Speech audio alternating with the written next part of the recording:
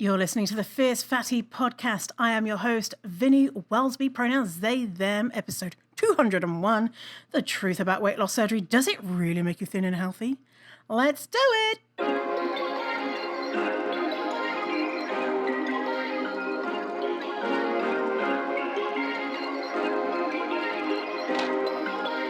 Perfect. Welcome to the show. I missed you. I've been away for a couple of months. Don't know if you noticed. Though I did leave you with a 2-for-1. I left you with two episodes in one for the last podcast, which was on GLP-1s. There's a reason I've been away. If you don't want to know about my personal life and you just want to get into the juiciness of weight loss surgery and the stats and all of that stuff, then skip ahead 5 minutes. If you're nosy and you want to know about stuff about my personal life, then hang out with me. So I have been bananas busy because there's been a big change in my life, which is I have started university doing a master's degree in counselling, which is so fucking weird. So weird. The reason why I say it's weird is because I was always said in my brain I would never go back to university. Then about 6 months ago, maybe longer. Yeah, probably longer. I started probably a year maybe. Who knows? Anyway, I started taking ADHD meds. It has been so transformative for me. My brain, the dopamine that I'm able to access, honestly, it's been so good for me. That happened, and then the other thing that happened is that I moved into 2025. Everything was so busy, so busy. I had so much lined up, and then obviously Donald Trump came into office, and unfortunately, a lot of my clients are in the US, consulting clients. So I do training on fat stuff. Right, this year has been so difficult. 2 reasons: clients are being fired, their DEI DEI vertical within their businesses is being defunded. And on the other side of it is the people who are, that's not their situation in the US. They are rightly so supporting and focusing on supporting groups who are in dire need at the moment, so trans people, immigrants, racialized people, etc., which is great. But that means that my business has been really tough this year. So with the ADHD meds and my very, very, very bestie friend, Summer Inanen, friend of the show, she is just completing the same thing, same program, same university, and me just following her. She's a guinea pig. Does she like it? I've always wanted to be a therapist, but honestly, doing this work here is my dream job. I've always wanted to be a therapist, but I always thought there's some barrier in my brain. The barrier in my brain was that I was not medicated correctly. My ADHD wasn't being medicated. And anyway, so I got into university. I did 39 days straight of studying to pass 2 exams because my bachelor's degree is in illustration to get in, and all sorts of other things. Your boy over here got 2 A+ in the prerequisite exams courses, and no big deal, and all the other grades were A+, apart from a couple of A's. I know, I can't believe it. Turns out that I'm smart. Yeah, so I started university this month. So it's been a bit of a whirlwind of 2 months of so much work. And now today, I'm able to now get in another podcast for you. That was on my top of my list. I need to get you this stuff. I don't make it easy for myself. The last time we did a podcast, it was a huge deep dive into GLPs. This one, what do I decide to do? A huge deep dive into weight loss surgery. And so this is going to be another 2-parter. And with that all in mind, if you want to show your support for the show, you can donate to me, a one-time donation or ongoing donation on Ko-fi, K-O-F-I, or Ko-fi, or however the fuck you say it. Link will be in the show notes. But you don't have to. You can always just, I don't know, think good thoughts about me. Or not. I fucking hate Vinny. I'm not going to think good thoughts about you. So much work has gone into this, honestly. I'm like, why is it so many sources? We've got, because there's so many sources for this episode, I have created 2 separate documents, like an Excel Google Sheets, and then another doc with summary. And we've got some main book sources, which are the Fat Studies Reader, Anti-Diet book, the Hayes book, Fat Activism by Dr. Charlotte Cooper, You Just Need to Lose Weight, Aubrey Gordon. We've got approximately 40 studies and at least 10 other resources. So it is a jam-packed. And then after this, I'm going to make a Instagram post with all of this in one, in a visual, so you can share it. But we're going into the studies and the actual data, and but it's a lot, and it's like juicy stuff. And if you want to hear some other podcasts about weight loss surgery, this is actually my fifth podcast on weight loss surgery. But the first one I did was in 2021. It's episode 90. Some people can't even access it anymore. I don't know why. I'm going to look into that. But it's from 2021, so let's update it. And then the other ones I've got, so episode 122, 126, 165. We've got 3 parts of stories from people who've had weight loss surgery. So if you're a story type of person, then go there. Go check out those. So episode 90 is the first one, which is kind of similar to what we're doing today with the stats and stuff, but this is way more in depth. And then we've got 122, 126, 165. The links for everything will be in the show notes. So go check that out if you want to. Let's get into it, shall we? Okay, let's just do a quick and dirty overview. A TLDR. Too long didn't read.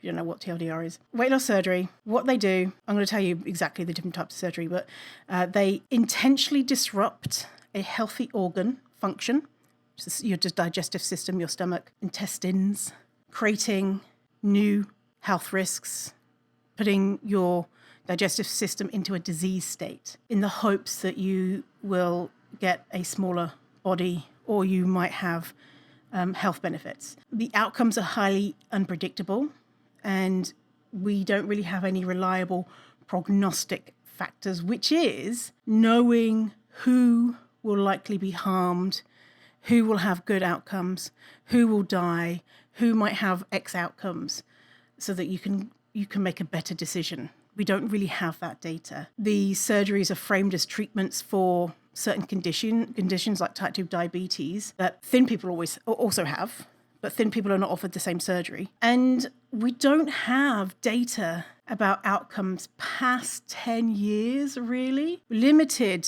past 5 years. And that's because there is no interest in studying them. There's no money behind it, right? Because why would we need to continue studying that type of, get that type of data unless we were investigating long-term efficacy and outcomes, which, as we know with, dieting and other things that reduce people's weights temporarily, we know the outcomes are probably not going to be that great. People are happy to go ahead with the data that we have already. So there's no barrier there for people to there's no reason why a company would say, let's give loads of money to see, how well this procedure is working, because there's no reason for them. There's no barrier, right? Hospitals are performing them. So the cost, depending on where you live, some places, like if you're in the UK, I think in the UK you can get it for free. Some places it costs, in the US, it costs $15,000 to $35,000 for the initial procedure. Plus, as you'll see with the data, there's a lot of times you need to have revisions. So there's a cost of the revisions and then the cost of plastic surgery afterwards. There's a lot of costs there. And I think in the UK, you would probably get plastic surgery afterwards for free, ? But anyway, so for people in countries like the US, these are the kind of costs that folks are paying. Yeah, so that's like a kind of dirty overview. You can be like, okay, bye, thanks, Vinny, got the information. But I want to give a disclaimer, all right? I want to give a disclaimer. And leading into that, here's a quote from Christy Harrison from Anti-Diet. Here's a little bit from her book. Lap band surgery is generally considered less invasive than other forms, but it still carries some pretty major risks. Take Sarah Harry's experience, for instance. Harry is now a body positive mental health counsellor and yoga teacher in Australia, but 2 decades ago, she was just a young woman in a larger body desperate to lose weight. She had fully recovered from bulimia not long before, but her body image still wasn't fully healed. So she decided to have lap band surgery, quite pretty much from day one. I was in chronic pain and vomiting, she says, which made her feel like she was regressing in her recovery from her eating disorder. But it was when she had the band adjusted that things got really scary. They filled it up with saline and they filled it up to the top so I couldn't even swallow my saliva, she says. When she called the doctor's office to let them know what was happening, they went into a panic, she says. I had to be admitted to the hospital because you'll die if that happens. You have a very short amount of time, actually, if you can't swallow. I didn't know that till the doctors told me. Other adjustments were hardly any better. A couple of times they did it too tight and I could only swallow tiny bits of water, which of course put me into the hospital again, she says. The chronic pain also remained. Then, as lap bands sometimes do, Harry slipped out of position within the first year, which caused her to wake up choking in the middle of the night. The doctors told her she had to have a second surgery to get it fixed. So she did. And the problems were exactly the same. Eventually, Harry had all the saline taken out of the band so that it stopped constricting her stomach. All in all, as she experienced, the lap band was anything but low-impact intervention it was made out to be. Of course, not everyone who has one of these surgeries will have major problems like Harry did. I know some people reading this, maybe even you, might have had relatively positive experiences with the lap band or other forms of bariatric surgery. I'm genuinely glad that you're doing well, and I don't want to discount the experience of anyone who feels they've benefited from this kind of procedure. What I'm saying, though, is that if you haven't had one of these surgeries, I don't recommend getting one. The potential for harm is too great to roll the dice, and it's unclear if there are any real benefits. I understand and empathise with the desire to escape weight stigma through surgery or dieting or any other means, because the effects of stigma are real and harmful, but bariatric surgery and weight loss efforts pose significant risks to your overall health and well-being. And there is no proven long-term way to shrink people's bodies, including by surgical alteration. So that's from Christy Harrison. This section here is the only bit where I'm actually going to be reading bits from books. That's the longest section I'm going to read, by the way.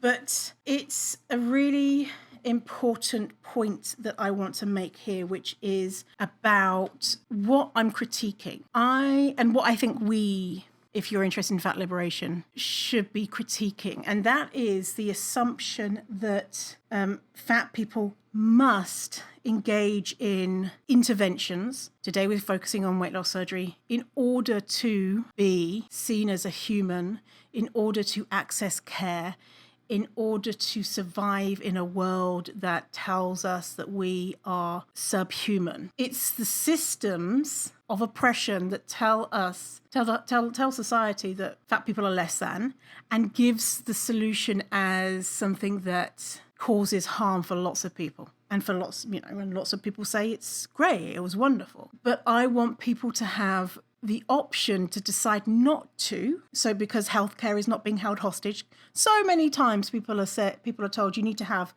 weight loss surgery in order to access knee replacement, or to access gender affirming care, or to access IVF treatments, right? And that is wholly inappropriate, because from what we'll see is that these surgeries aren't effective. We don't have the evidence to say that they work.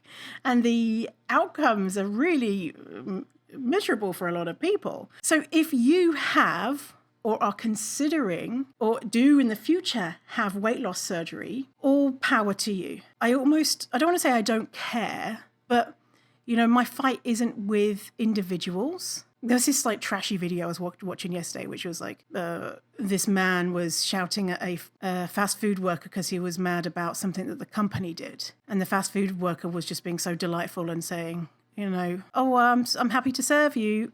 And the guy just looked like a ding-dong, right? And what was going to happen? Nothing. This is just being mean to the server, who's just trying to survive. And that's the way that I see this, is that I don't care if someone has weight loss surgery, as in I don't think that they are morally inferior because they've done that in any way, shape or form. And I still want them to be involved and accepted by fat liberation, fat activism. Let me read a section from Fat Activism, Dr. Charlotte Cooper. Fat activism, a radical social movement. I love the colours of the book. It's just like my brown colours. It's like bright pink, yellow, and orange. Okay, so I'm reading page 164, just some little bits about this rejecting people. So in the sections before, Charlotte has been talking to people about being rejected from fat liberation communities.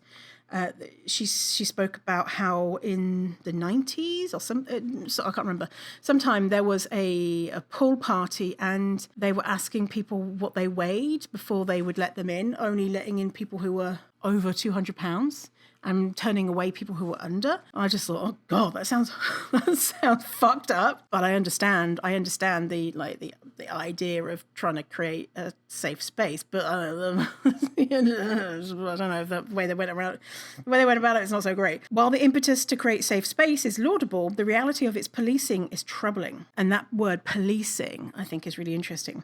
The distinction between insiders and outsiders is not necessarily clear. The perceived transgressors may be part of the very fabric of fat activism. They cannot be turned out or avoided, nor should they be. As Paz points out, Paz is someone that Charlotte interviewed. What does it mean for folks who have lived a fat life, who have gone through weight loss surgery and are connected to community? I feel like it's a similar question around gender. You know, somebody who is in, say, a lesbian community and has transitioned and identifies as a man. And that person also identifies as a lesbian, is a dyke. They're part of that community, maybe leadership in that community. They're already there. Safe space is not safe for everyone who might have a claim to it. People experience painful exclusion when they disrupt the tacit agreement of sameness, or are the wrong kind of people, or simply reflect intolerable taboos. The intolerable taboo here that Charlotte's talking about is weight loss surgery. Continuing. Those who do not observe the taboo report instances of shunning and shaming. Kerry had a gastric band and experienced rejection relating to it within fat activism, she explained. This is what Kerry says. What I've realised through my own experience is that there's a hyper-morality and surveillance that operates in the fat acceptance and activist community in some quarters that basically is seeking to reproduce kind of moral correctitude and propriety in its members, and to kind of, to position them as morally and politically suspect when they transgress any of the unwritten rules. And then there's another story here about someone called Benjamin who sends a friend request to someone a fat activist who rejects the friend request and says, I don't want to be, because there was rumors that this person had weight loss surgery because they had a smaller body. So there's the assumption when they didn't have weight loss surgery that they had weight loss surgery. And so then the friend request was rejected because of that. So I don't want anyone to take from both these podcasts that individuals who are having weight loss surgery are not welcome, are morally bankrupt, that those who've decided that weight loss surgery is not for them are superior. And policing people's bodies, which that kind of policing is white supremacy, right? That black and white thinking, the either or thinking, which is, what does it remind you of? Diet culture, anti-fatness.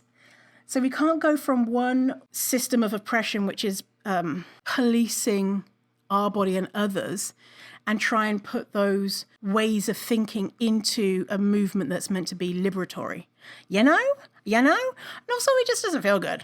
I don't want to be, I don't want to be at a pool party and then be at the door being like, get on the scales, you're not fat enough, or it's just, but also I want to say I understand very much why people are upset about when people are having weight loss surgery. So I'm going to read a little bit from the Fat Studies Reader. Then we're going to get into the stats. I hope this is okay. I guess you can always skip ahead if this is not interesting. Honestly, listen, I got one comment on the podcast, the review, saying all they do is read things. And I'm so hypersensitive about it now. But and so anyway, if I keep saying I'm sorry, it's because that one fucking review. Anyway, so this is the Fat Studies Reader, edited by Esther Rothblum and Sondra Solovey. And Sondra Solovey does the Flair, I'm sure she's that lawyer that does the fat legal rights advocacy people, if you need a lawyer about fat stuff. Anyway, and then we've got the Roseanne Benedict Arnold's How Fat Women Are Betrayed by Their Celebrity Icons. And I think this is a good summary. I'm going to read a few little bits here of what a lot of people feel about when fat people, whether it be a celebrity or someone in our lives who we thought was a safe fat person, has weight loss surgery. So this is about Carney Wilson. I don't know who Carney Wilson is. I think that maybe if you're American and maybe know 1990s pop groups. But anyway, so Carney Wilson, celebrity. Wilson, one-third of the 1990s pop group Wilson Phillips, is a formerly fat icon who has made a professional transition from fat singer to full-time weight loss advocate. By the way, I Googled Carney Wilson because I was like, was she fat? But yeah, she was fat. And so she was in this girl group.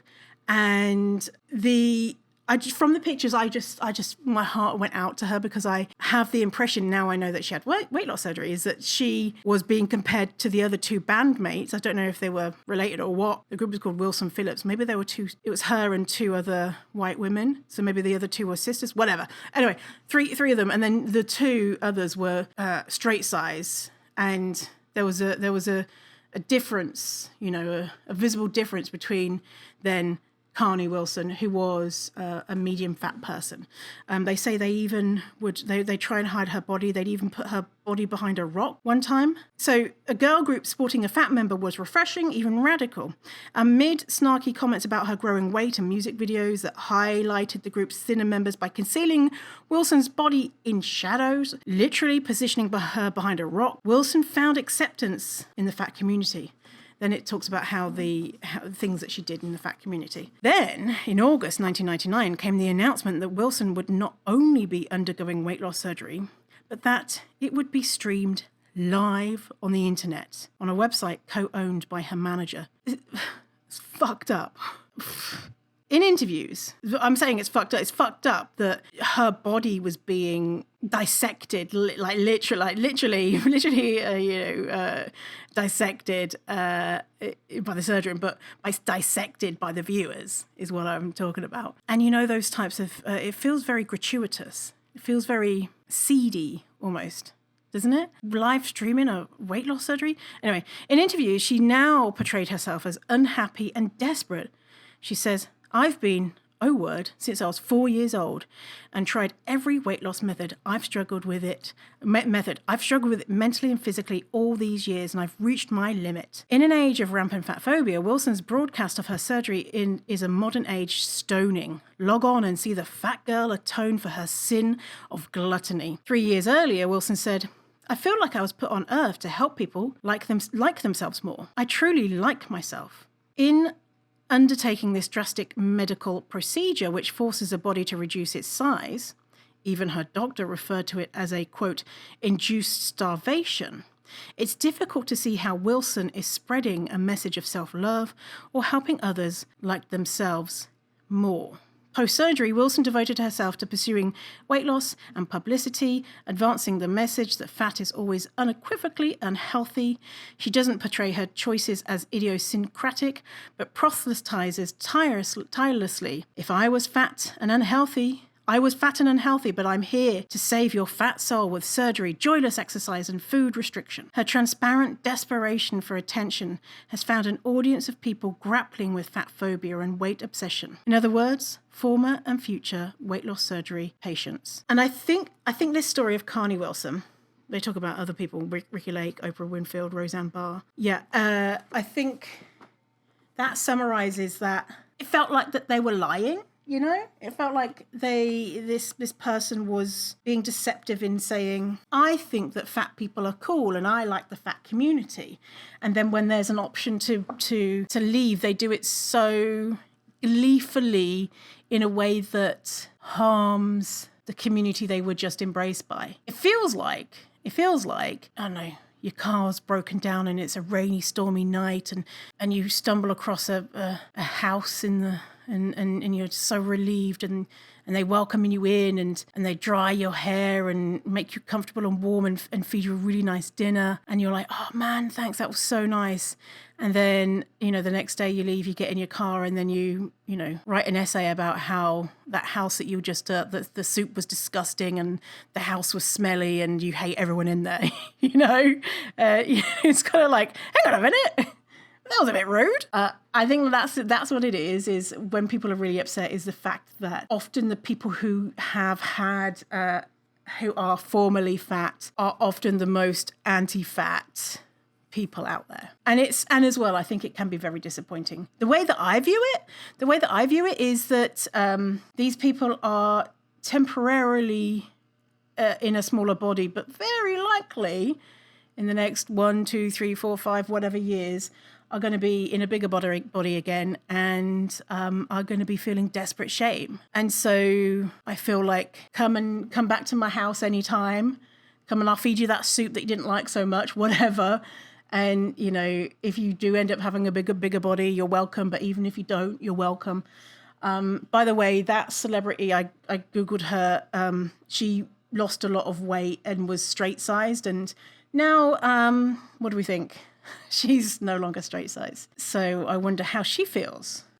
She was in an industry that was really scrutinizing her body. And now, and she was known, it says in the book, like she was known as the weight loss person to then put on weight. I mean, so many of us know what that feeling is like of putting weight on after being so triumphant. And if you were like me, so fucking snotty about it, of being like, look at me, I'm so thin, and like you disgusting fatties over there, why don't you just put down the whatever it is, food that I thought was unhealthy. And then to have to come kind of crawling back of being, I'm not crawling back, but that's what it feels like, of feeling very ashamed. All that to say is I hope that, no one's shaming anyone, we're critiquing the systems.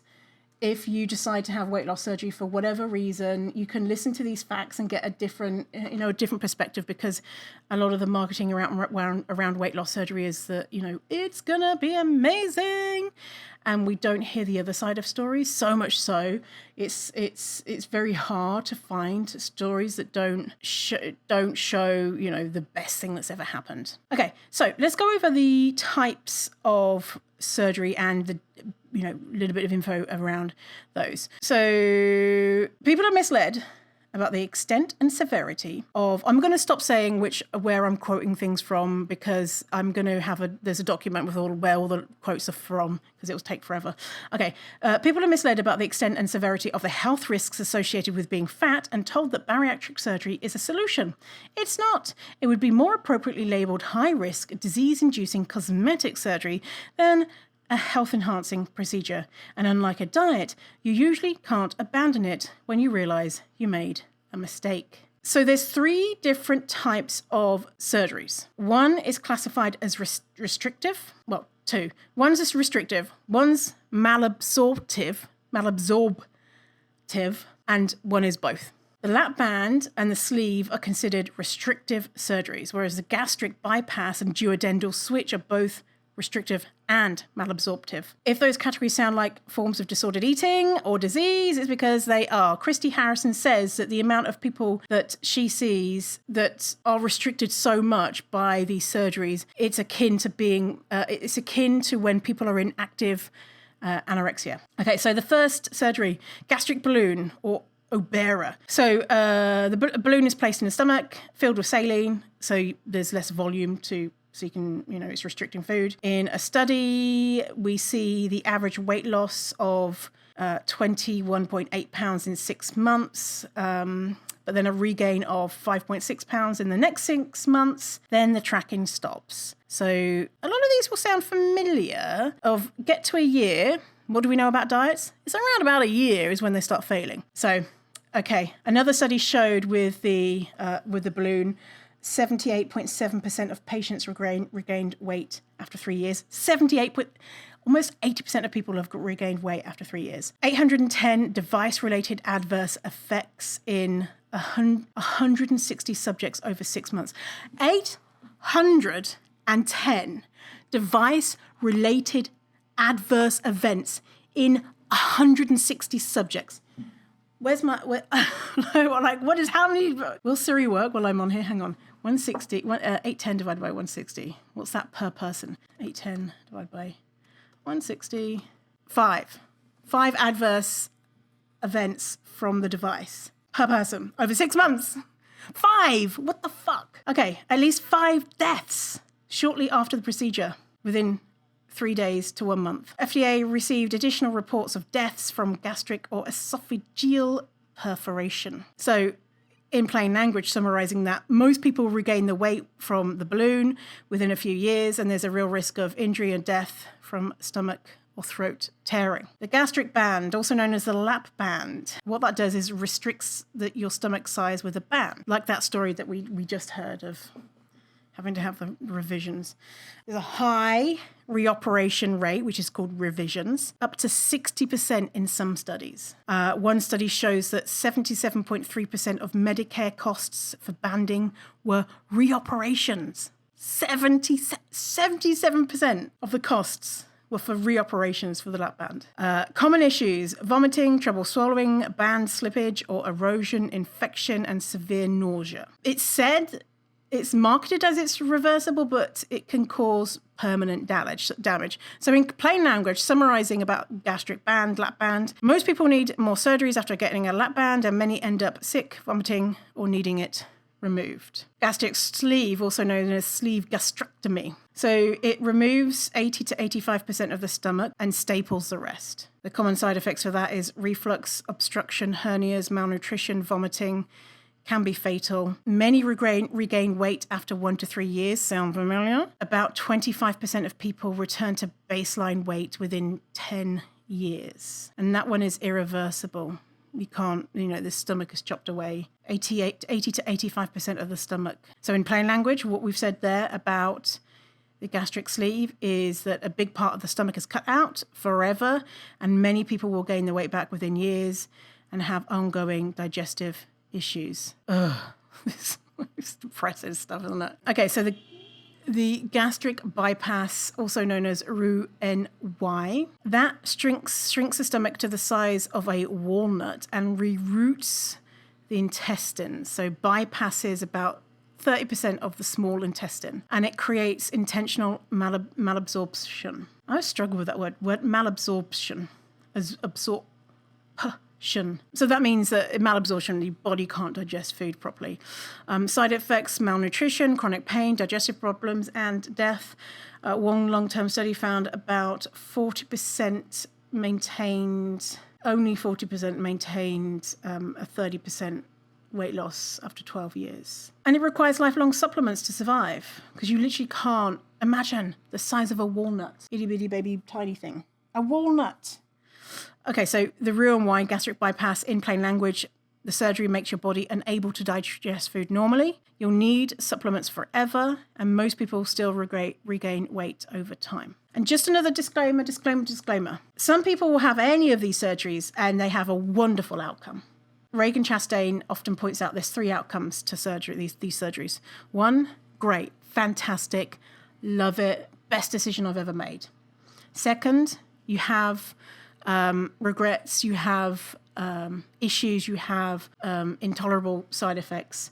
And 3, you're dead. And we don't know which group that you're going to land in if anyone has this surgery. And the group of you're dead is obviously a lot smaller than the other 2 groups. But when the surgery is not delivering what it's promised, then that's pretty shit, right?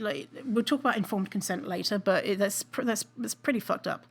Okay, the next one: duodenal switch, or if you're from North America, duodenal switch. So duodenal switch combines the sleeve gastrectomy with intestinal bypass. So the sleeve gastrectomy was the one that we did, the gastric sleeve, where that's removing the 85% of the stomach, 80 to 85% of the stomach. So so the stomach is removed. Then we've also got 75% of the small intestine is skipped versus 30%, which is in the bypass. So it's like the bypass, but it's skipping more of the small intestine. So 30% versus 75%. Extremely high risk of malnutrition and death, and often recommended to higher BMI patients despite being more dangerous because it's more dramatic.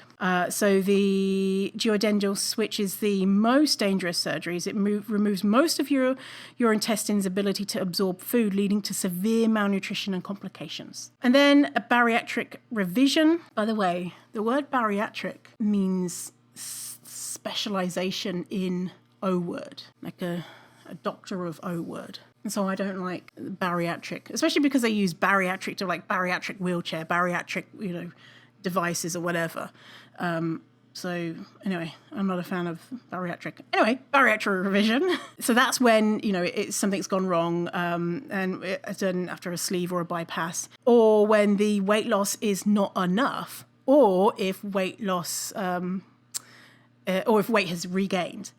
And that further shrinks the pouch size to the size of a dime. What's a dime size? I don't know what dime size is. Dime size. Let's Google it. For all the people who are not in America, what is the size of a dime? It is 0.7 inches or 17 millimeters or 1.7 centimeters. It's like if you're in the UK, it's like a 10 pence piece. If you're in Canada, it's like the Canadian dime. It's almost 2 centimeters. The width of your finger, maybe, if you have a big finger. I'm not good. Do you know what that means?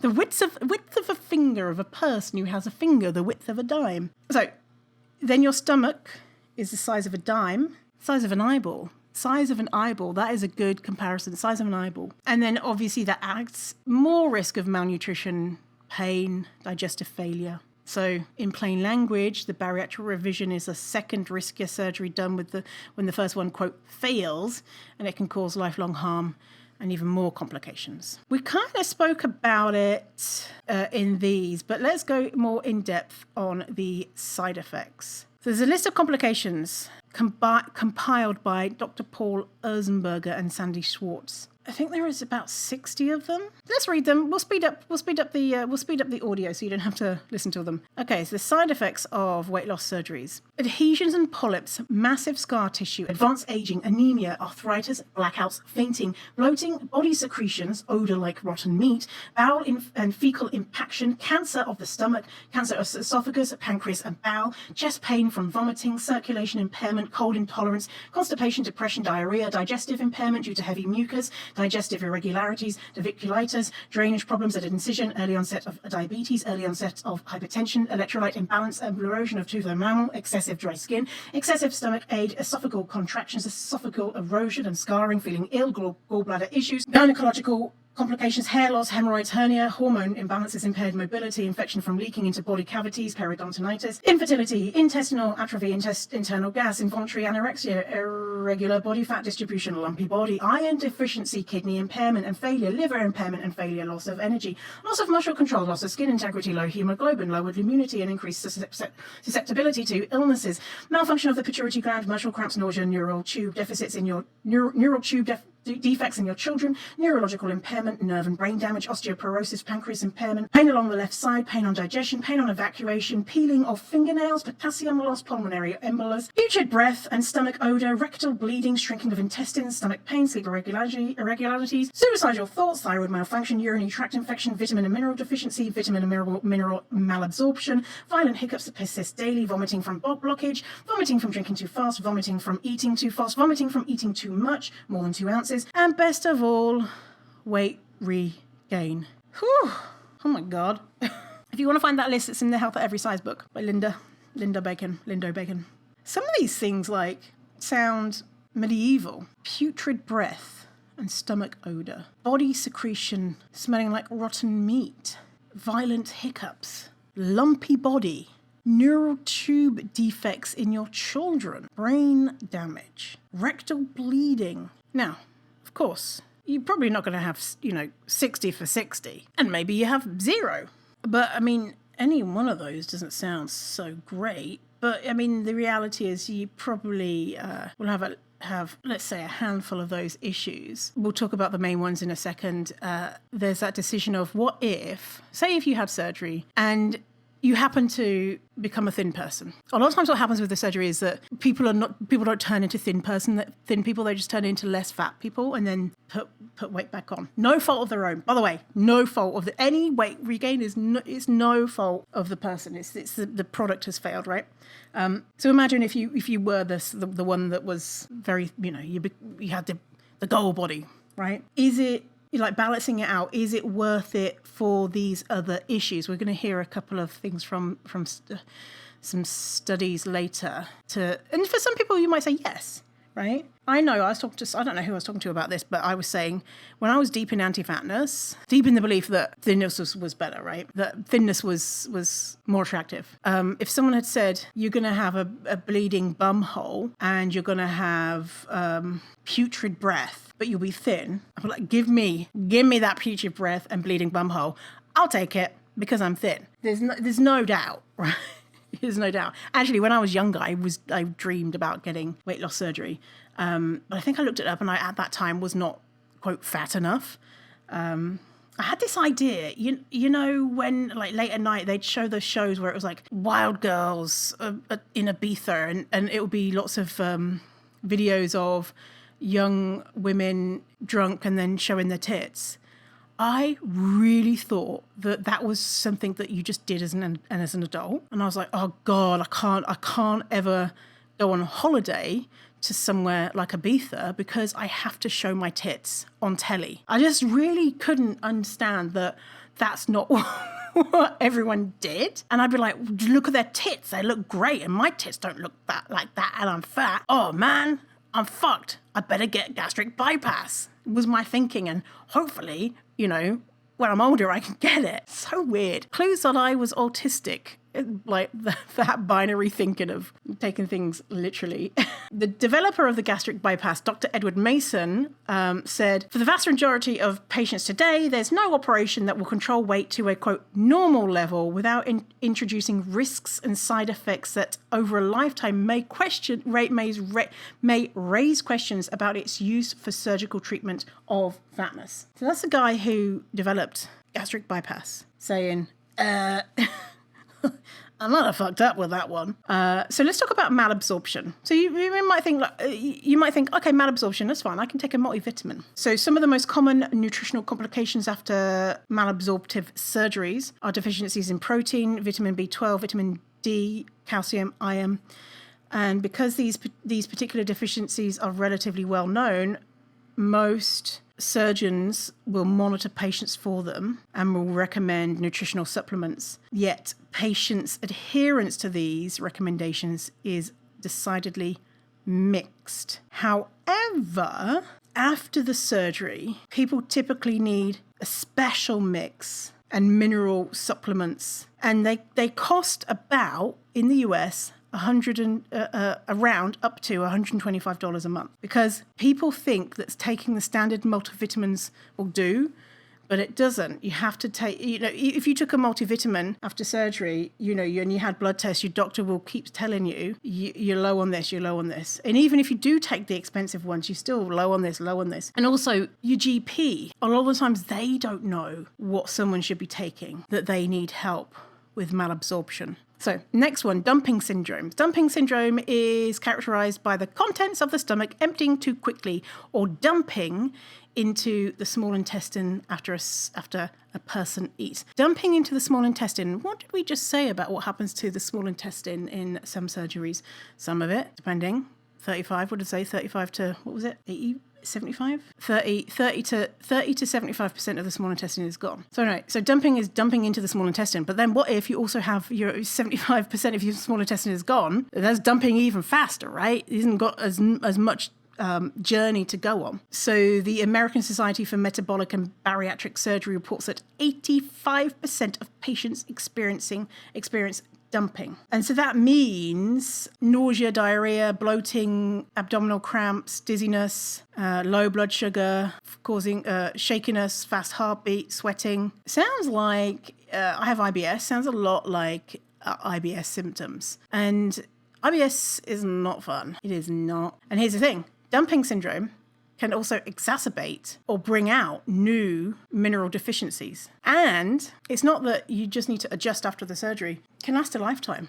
Vomiting. 64% experience vomiting 5 to 9 years after their surgery. 5 to 9 years after surgery. Think about with vomiting. What does that do to your teeth? What does that do to your everything that the vomit is coming up, in your mouth? And then what does the lack of minerals also does to your teeth? A lot of people talk about their teeth falling out because they don't have the vitamins, and if they're vomiting too, then that's going to be damaging the enamel. Big one is substance use disorders. So weight loss surgery, particularly gastric bypass, will see alcohol use disorder and drug use, and at a significantly higher rate after, and also after the Roux-en-Y, that's a gastric bypass. And risk is especially high in younger men who already drank alcohol. Another study shows that overall prevalence of alcohol use disorder more than doubled by 7 years post-surgery. Another study shows that about 20% of patients with no prior alcohol issues reported alcohol use disorder within 5 years after surgery. And so, one study said that you're at higher risk if you already drink alcohol. Another surgery says you don't even need to have any alcohol issues. Some people say, some people say, well, the theory is that, people are moving from a food addiction to a substance addiction, but food addiction isn't a real addiction. And what other people say is it's due to substances being absorbed quicker. When a substance is absorbed quicker, it results in a greater high in the brain. And if you have a greater high in the brain, the substance is more addictive. So before, perhaps you could have a glass of wine and, you might be like, oh, that's nice. But then maybe if you're having a glass of wine afterwards, it would have an effect of more than a glass of wine, or if you're taking drugs. So substance use disorder is a big thing. And as well, the not only the physical, what's happening in your body physically, think about why people may use substances, stress or depression or etc. And think about the stress of depression that you could be experiencing after surgery if the surgery didn't go the way that you wanted it to. It makes total sense, right? That people may be that's a coping mechanism for some people, perhaps. Okay, so mortality. So do people die from this surgery? Yeah, sometimes. Let's look at some studies. Study of 16,000 people. 4.6% of them had died a year after the surgery, and that's for a variety of different bariatric surgeries. Men had higher death rates than women. So men died at 7.5% after the surgery. Women, 3.7%. No stats on non-binary people, gender diverse people. Another study. Within 30 days of having the surgery, 3 out of every 1,000 patients die. So within 30 days, 3 out of every 1,000 patients die. The Society for Metabolic and Bariatric Surgery, which presents the most optimistic picture about mortality, indicates that 2 to 5 out of every 1,000 individuals die within a month. So the last one said 3, and this one says 2 to 5, which is pretty much the same. And that's from the gastric bypass. And that gastric bypass is the most commonly conducted surgery. One investigative report found that deaths directly attributable to gastric bypass surgery were recorded as deaths from other causes, resulting in many never being accounted for. That's tough, right? Because then, many not being accounted for. Well, how many of those people who died after the surgery were said to have died from being fat? Adding to that fear-mongering around, a fat person dies because they died because they're fat. Thin person died, they died because of the thing that caused them to die. Okay, so in the largest examination of mortality rates after surgery, 1 year after surgery, approx 3% of the patients have died. 4 years after surgery, 6.4% of patients had died. 7 to 9 years after surgery, 10 to 15.8% of patients had died. So Sandy Swartz on the Junk Food Sciences blog. That's a good blog. It's an older one. I wish that it was still running. Really, it's really good. Compared those rates to the U.S. National Center for Health Statistics of the Centers for Disease Control and Prevention data. Mouthful. Matching Americans of the same age and BMI of those numbers.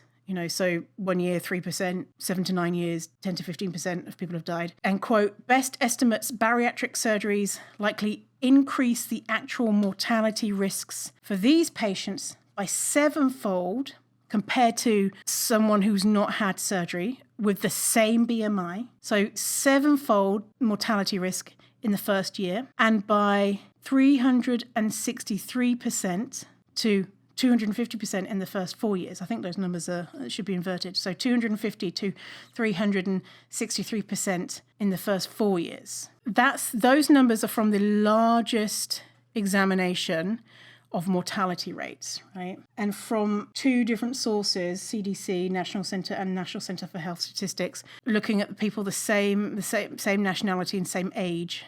There's a between 7 to 363% increase of mortality risks. So the most recent review of the evidence shows that people who've had the surgery have a significantly higher risk of death in the general population, as well as a risk of suicide that is 8.7 times greater in women and 5.5 times greater in men than people who haven't had the surgery. Research is unclear on whether bariatric surgery significantly lowers mortality compared with fat controls. Some studies suggest reduced risk, but these findings may be biased because control groups often had pre-existing health conditions, racial differences, or other factors that could raise their mortality. Yeah, so they were comparing people who've had surgery against people who had reduced risk for mortality. But they still found that... Well, they found it was unclear. And as well, the survival differences between the bariatric surgery groups and the control groups in most of those studies were modest at best. So any benefits from surgery might have been decreased or disappeared if the research had accounted for confounding variables. So something to consider you could easily Google, how much weight do people lose from weight loss surgery? Does weight loss surgery improve health? And find studies that show we've done a study on 1 million people and they learned how to fly and their life is great and blah, blah, blah. Yeah, it's frustrating. Something that I really don't like is information not being accessible in a way that most people can access. Because we take the headline and we say, yeah, versus looking into it and saying, is that what I'm getting? Is that what they're meaning? Is that what they found? Like, for example, they could say something is statistically significant. Now, statistically significant means that an observed difference between groups is unlikely to occur by chance. So it's not random. So it just means that this is not a random number, right? Whereas people might hear statistically significant and hear the number is big, but that's not what the phrase statistically significant means. And so you might look at a paper and it says people had a statistically significant amount of weight loss, and you would be there's no reason why you would not then assume that means that they had a significant amount of weight loss and just take it on that, right? You need to have almost done a college course in statistics to understand the language. So I really, do you know what I really wish? Is every single study, research paper, meta-analysis, whatever, had a TLDR of the really too long, didn't read, right at the top. We found that people lost 12 pounds when they did this. We surveyed white people of the age of 46 and no one else. Just something really basic. And so you can go, okay, versus with language which is not accessible. It really gets on my tits. That's why I like making things like just a little bit like, let's break it down. All right, so we're going to leave it there. And then we're going to go into the next episode where we're going to talk about how much weight loss, health, are people healthy, mental health, crumbling bodies, suicide. Oh, we've got so much to go. Okay, so we'll leave that there for this episode and then come back. I'm going to get the episode out in the next 2 weeks for the next part, okay? Okay, oh my goodness. If you appreciate the work that's gone into this and you want to support the show, you can go to Ko-fi. The link will be in the show notes. Link for everything that I've said. Every word, every study, everything will be in the show notes. All right, we'll see you in the next episode. Stay fierce, fatty. Remember, you're worthy, you always were, you always will be. Fatty hugs.